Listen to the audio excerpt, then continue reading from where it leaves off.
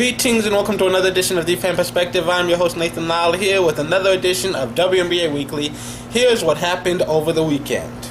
The biggest news for me was that Tina Charles actually went an entire weekend without a double-double. What the fuck?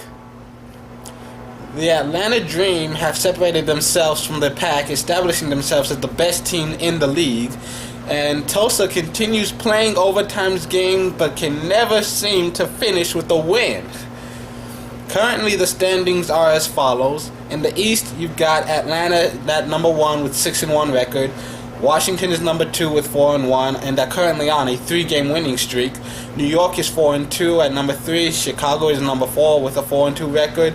Connecticut is number 5 at 2-5. And Indiana is currently on a 5-game losing streak and sits at the bottom of the Eastern Conference with a 1-6 record. And in the West, you've got Minnesota number 1 with a 4-1 record, and at number 2 at Los Angeles 3-2, and at number 3 you have Phoenix, who after an 0-3 start, they have now won 3 games in a row and are sitting at 3-3 on the year. Seattle is number 4 at 2-3. And then at number 5, San Antonio, who is 2-4, and Tulsa at 1-7. Both of those teams are currently on 3-game losing streaks. And I wanted to talk about a few standout players from the weekend. You have, because for me, Diana Turasi is the player I want to spotlight.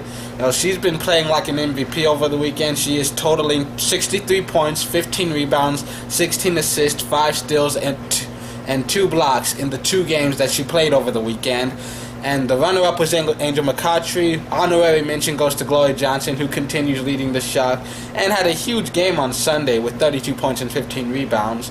And on Rookie Watch, Ed and Griner continue to have their usual impact. But honestly, for me, the first time this season, I was actually impressed by Skylar Diggins. She had a big impact with 22 points and 8 assists on Sunday. And in case you didn't already know this, the All-Star ballot is now available. And if you were curious as to who I'm voting through, you know, here's a quick look at what I chose. These are the people that I chose for the West. These are the people that I chose for the East.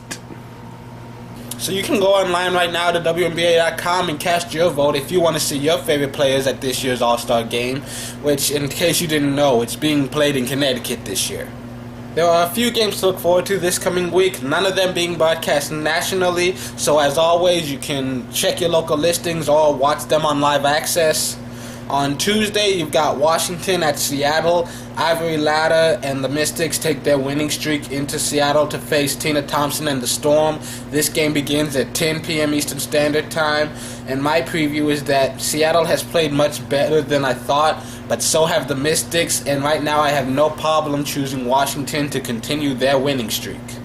On Wednesday, you've got Minnesota at Phoenix.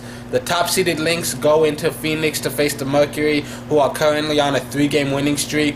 This game begins at 10 p.m. Eastern Standard Time, and my preview is that the Lynx have 2 or 3 players who could easily be in consideration for MVP, and so do the Mercury. Turasi has been playing out of her mind, and honestly, this is one of those games where I would not be shocked by any outcome. I'm just looking forward to an exciting matchup. Then on Thursday, you've got Chicago at Tulsa. Two of the 3 to see face off as Elena Delle Donne leads the Chicago Sky into Tulsa to face Diggins and the Shock. This game begins at 12:30 p.m. Eastern Standard Time, and my preview is that Diggins has been going through some growing pains and Gloria Johnson has been giving some MVP numbers, but the Shock are 1-7 for a reason. I have no problem picking Chicago to take this one. Well, that's it for today. Tune in Friday for another episode of WNBA Weekly. And until then, my name is Nathan Lyle. This has been The Fan Perspective. Have a good week.